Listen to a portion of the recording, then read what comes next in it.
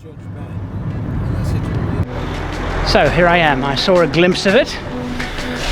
Well, it's too bad if I didn't like it, eh? Welcome now to the second part of a series of videos covering the rebuild and restoration of a 20-year-old Toyota Land Cruiser in Africa. It was a massive accident. It's for my own use when I come to Africa. Okay, and I will never trust you again. To enable me to explore freely. On long-distance remote overland travel. Gearbox. All these will be replaced. But the ride so far hasn't been a smooth one. And I honestly did not know So here's your wheel bearing. how this was going to work. We had to take the engine out. The concentration is what varies. Yeah, I walked in here this morning and I looked and thought, ooh, By a new water pump, I've actually got a cast impeller. And the gearbox. So Andrew, we found the problem on your gearbox. That's how a tooth should look. And the transfer gearbox. This is what was giving you your two-wheel drive only on the 105. And all of the radiators. it's absolutely rotten. It was the price I paid for buying it blind over the internet. Do I need to take the chance? No. Something that I would not recommend. Was the risk that I took, is it paying off? But most of the restoration work has been completed and we're now about to put it all back together and take it on a very long test run. I'm Andrew St Pierre White. Join me as I share my passion for building four-wheel drive trucks and then travelling to the remotest parts of the world. Welcome to our Land Cruiser 105 Restoration Project Africa. Day 5, and we are basically, the drivetrain is complete and there's the gearbox ready to go in now. We're hoping to get it in yesterday, but we ran out of time. The electrical, we've sorted out the electricals in the engine bay. They were a mess. They've been sorted and rewired. Paul and I did that yesterday. So everything is now ready for the gearbox and the engine to go back. And then of course the engine is then plumbed in terms of fuel, air conditioning and all of those other things that have to go to the engine. And windscreen we're still waiting for, radiators we're still waiting for, and we basically have today to finish it because tomorrow it leaves here for the replacement rear bumper. So that's what we're chasing. So there's a lot of work to do today. And so in it goes, and it's wonderful to watch them work. No yelling, no shouting. It just all seems to happen without a lot of effort.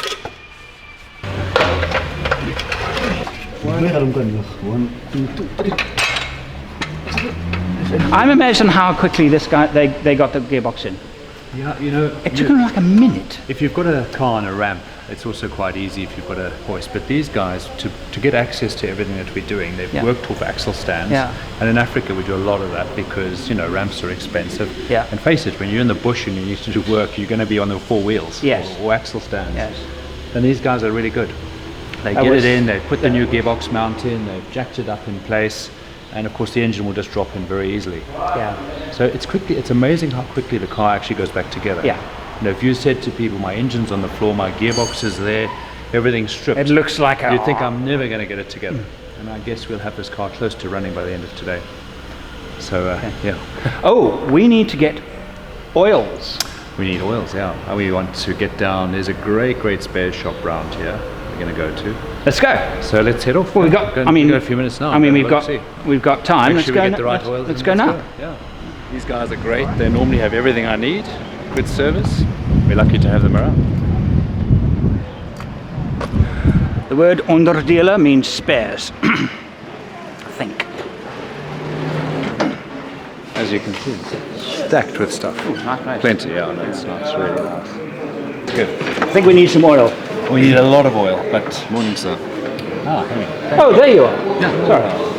How can it be? Listen, guys, we need. I should add here that this was all staged. We actually sent our order in a few days back. They agreed to donate all the fluids we needed for the rebuild. For us for engine oil, 50 litres, some Shell, 15 litres. Good stuff. The sump requires 12 litres of oil. Carry on. We'll keep some spare, always useful. 3 litres spare. Yeah. Axle, rear axle. 6 litres. Okay. got again So that's, axle. So we've got front and rear axle, Right. okay, which are also going to take 2 to 3 liters each. Right. Gearbox oil. This makes it easier to actually put it in the gearbox. You know, you fill it from the side. The small bottles. Small bottles make it a lot easier, and any spare we can keep. How many litres in the main gearbox? I think is a good more than 2 liters. Okay. Check without check, 2.5 liters. So Okay. we'll carry enough. And a few spares. We always want to carry at least a liter of each oil. Right. Depending on how far you're going. Yes. So if you're going to go right up through Africa, at least a liter. You know, you want engine oil, you want gearbox oil, you want differential oil, Right. transfer box oil, power steering fluid, brake fluid. So let's have some else. What do we need? Okay. We don't deliver there, so we'll have to send it with you. Good idea. He's going to carry as much as he needs. All right, that is. All right, transfer box. Okay. Gearbox oil. Here we are. Gearbox oil. You can see I've Okay, done it really yes. nicely. Oh, yes, they have I actually. show you, so you can't. People make can't- mistake on oils. And then they go and put this in an auto box. So that's a good idea. Yes, And okay. you know, and you get guys who are really knowledgeable, like these guys here, who give us all the knowledge. Yes. But when you walk in to buy oil and you don't know what you're buying, Yes. that's dangerous. That's Especially on that's- gearboxes. Especially gearbox. That's especially gearbox. That's Yeah. smart, actually. You know, and we've got some brake fluid, Clutch and brake fluid. clutch and brake fluid. So again, you know, carrying spare of this. I use .4. It's Yeah. not fully synthetic. You mentioned it's that. sort of newer. You do So get, you can replace get it or higher. update- You can buy this readily in Africa. Yeah. And that's what we want. You know, you can. Yeah. And I'm always using a good brand. So I'm looking for Shell, or I'm looking for Castrol or BP. I like to use a brand of oil that we know. Yeah. Okay. And we've got power steering ATF. It's quite a lot of oil. Now don't forget the weight of this. Besides the fact that you're going to put it in the gearbox and the engine, you need to carry spare. Yes. And the one thing about oils, they mess. And they make a hell of a smell when they spill in your oil in your car. Especially gearbox oil. Especially gearbox oil. So I like these little bottles. Generally I check they're tight, I tape them up, and I put them in Ziploc bags. So now the smell of this oil, I like to sniff it every now and again. Not for what you think. It's Not for because, cooking, no, what it does, it reminds me, I won't do it now, it reminds me of my Range Rover. The entire interior smells exactly of EP90 gearbox oil. Yeah, but that's factory fitted. That's all. That's a factory smell. Yes, it is. Yes, it is. Yes. Absolutely. And it leaves its mark all over the place. But we love that. No, look, thank you very much, guys, for Thank you. Excellent. working with us on this. I'll And send also- you your extra surplus oil to take with, since we don't do the deliveries in Zambia. You don't? No. Well, next year it's a short-term project of ours. I think you'd like to deliver it in Zambia yourself. I would come there myself. with Yeah. my- On yourself. Okay, Yes. I'll give you the Yeah. thing. My Croc for- Valley, my Croc fortune Valley, loves going South off. Luangwa. Yes. Okay, Just see for the then. oil. Just bring- for the oil. just bring us. There's going to be a fight here as to who's going to go. That'll be me. Well, that didn't take very long, and by the time Paul and I got back, they were busy fitting the engine.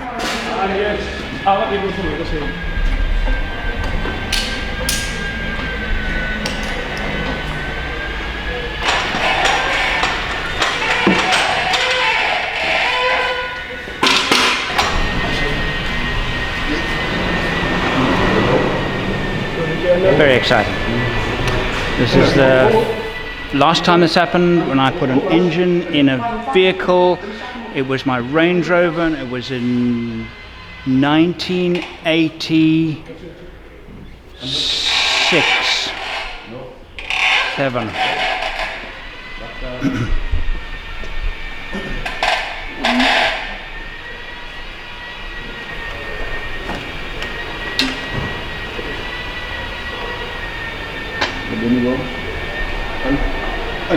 So Andrew, we've got your prop shafts. We've sent them off to an engineering firm.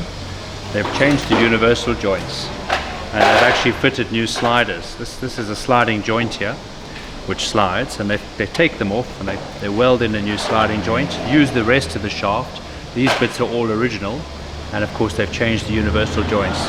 Most important, they've actually balanced the prop shafts. So when you've got play on a shaft like this, where these sliders, these splines here, as you can see, that moves up and down.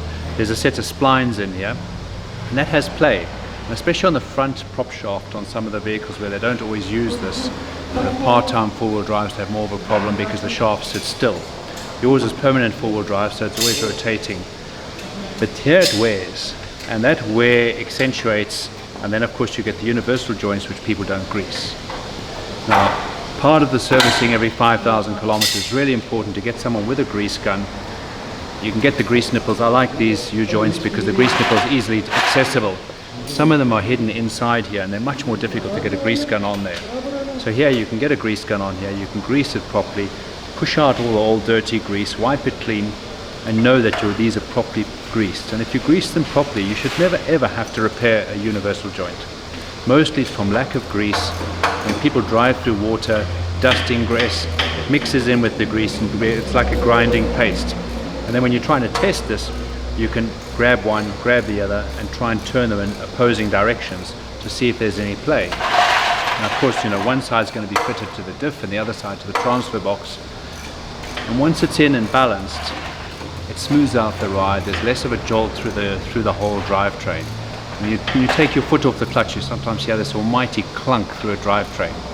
And it starts off with wear in all the different components.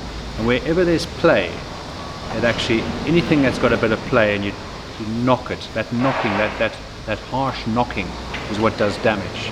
And when the prop shaft's not balanced, it puts extra strain on the diffs, it puts extra strain on the transfer box.